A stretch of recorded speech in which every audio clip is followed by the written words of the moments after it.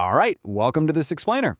Today, we are going to explore the incredible microscopic machinery that keeps your mind from completely spinning out of control. We live in a world that is constantly demanding our attention, right? Always pushing us to go faster, think quicker, and just do more. But thankfully, your brain has a built-in mechanism to stop the noise. Today, we're unpacking the science of gamma-aminobutyric acid, better known as GABA, and looking at exactly what happens when we try to manipulate it, both medically and naturally. So let's dive into this by asking a pretty simple question. When you're stressed, overwhelmed, or just trying to wind down for sleep, how does your brain physically slow down? It isn't just a psychological shift. It's actually a highly coordinated, tangible chemical event happening right inside your head. Here is our agenda for today. We'll start with the brain's natural brakes, meet the receptors, look at what happens when the brakes fail, and then wrap up by comparing chemical brakes to the valerian root option. Let's get into it. Section 1. The brain's natural brakes. To really understand this system, we first need to look at the delicate balancing act happening inside your brain every single second. Think of your central nervous system like driving a car. On one side, you have glutamate. That's your gas pedal. It's the primary excitatory neurotransmitter, which means it increases neuronal activity, firing up your brain to think, react, and move. But if you only had a gas pedal, your engine would totally blow. That is where GABA comes in. GABA is the primary inhibitory neurotransmitter. It steps on the brakes, reducing that neuronal excitability and calming everything down. Now check out how this actually builds, because it's a completely elegant recycling system. Your brain literally recycles the gas to manufacture the brakes. It takes that excitatory glutamate, mixes it with vitamin B6 as a crucial helper, and converts it directly into inhibitory GABA. Once it's synthesized, this GABA is packed into these tiny cellular envelopes called vesicles and released across the synapse to send a calming signal. But here's the truly amazing part. Once GABA has done its job, an enzyme breaks it down into succinic acid, meaning your body literally burns the used brakes to produce cellular energy. How cool is that? Moving on to Section 2, meet the receptors. Because once you make those brakes, they actually need somewhere to park. It is wild how organized your brain is when it comes to deploying these brakes.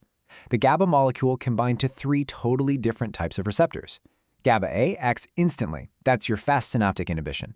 GABA-B provides a slower, longer-lasting calm, kind of like easing your foot onto the brake pedal instead of just slamming it. And GABA-C receptors, those are actually highly specialized and dedicated strictly to processing signals in your retina, meaning your vision. For the sake of managing anxiety and seizures, GABA-A is absolutely the star of the show. Now, scientists call it an ionotropic heteropentamer. Big scary word, I know, but essentially, this is just a specialized cellular gate made of 5 interlocking parts. When GABA acts as the key and unlocks this gate, negatively charged chloride ions completely flood into the neuron. Because these ions carry a negative charge, they temporarily freeze the cell, effectively blocking it from firing off a new electrical signal. Section 3. When the brakes fail. This leads us to a pretty terrifying question. What happens to the human body when this biological braking system completely breaks down? Without enough GABA to stop your brain's electrical storms, neurons fire way too easily. This massive overexcitation is the exact mechanism behind epilepsy and uncontrolled seizures. But the impact goes far beyond just physical tremors. Decreased GABA levels are intrinsically linked to generalized anxiety, where the brain basically struggles to quiet down feelings of panic. And the medical literature actually ties reduced GABA to major depressive disorder, schizophrenia, autism spectrum disorder, and even Alzheimer's disease. And surprisingly, sometimes the brakes fail because of bizarre outside interference. Get this, if you ingest certain dangerous toxins, like hydrazine, which is literally rocket fuel, or eat a toxic false morel mushroom, they absolutely destroy your body's vitamin B6. No B6 means zero GABA production. The result? Severe, uncontrollable seizures that won't even respond to traditional medications. Which brings us to Section 4, chemical brakes. When your body can't produce enough of its own brakes, modern medicine steps in with synthetic alternatives. We have different chemical compounds that can artificially stimulate your brain's inhibitory system. GABA-A agonists like benzodiazepines, barbiturates, and alcohol bind directly to that 5-part gate we just talked about, forcefully enhancing fast inhibition. Then you have GABA-B agonists like baclofen, used to relax muscle spasticity, and sodium oxybate, also known as GHB. Finally, there are GABA analogs like gabapentin and valproate. These are fascinating because they primarily work by modulating calcium or sodium channels to actively reduce the release of that gas pedal glutamate. But listen, there is a massive physiological catch to using synthetic brakes. Prolonged use of powerful GABA agonists causes your brain to adapt. Because it's being flooded with synthetic braking signals, your brain starts removing its own GABA receptors. It's a process called downregulation. So if you abruptly stop taking these substances cold turkey, your brain suddenly has zero external brakes and fewer internal receptors to catch your natural GABA. That sudden loss of the inhibitory signal can trigger life-threatening seizures. Finally, Section 5, the valerian route option. Because of the severe dependence risks associated with heavy synthetic drugs, there's obviously a lot of interest in milder alternatives.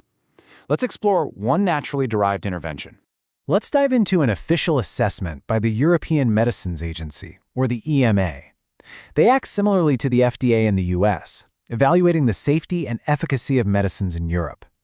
They conducted a very thorough review of an herbal medicine derived from the roots of the Valeriana officinalis plant, which you almost certainly know as valerian root. So what did they find? Based on documented clinical studies using a dry extract of the root, the EMA officially recognizes valerian root as an effective treatment for relieving mild nervous tension and sleep disorders. The data actually showed notable improvements in both the time it takes a person to fall asleep and the overall quality of that sleep. They also noted that preparations like valerian tea have a highly plausible effectiveness for mental stress, backed by over 30 years of safe traditional use. However, and this is absolutely crucial, just because something is natural does not mean it is unregulated, and it certainly doesn't mean it's without side effects. The EMA issued strict safety warnings for consumers. The big takeaway here is that while valerian is much milder than a synthetic pharmaceutical, it is still a medicine that actively impacts your central nervous system. The EMA clearly states it should not be given to children under 12 or women who are pregnant or breastfeeding. Because it calms the brain, you definitely shouldn't drive or operate heavy machinery while using it. Interestingly, they also say you should avoid bathing in valerian root additives if you have open wounds or severe heart problems.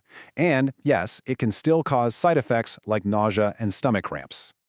So as we wrap up this explainer, we've seen how glutamate steps on the gas, how GABA gracefully pumps the brakes, and the extreme lengths medicine goes to when those brakes fail.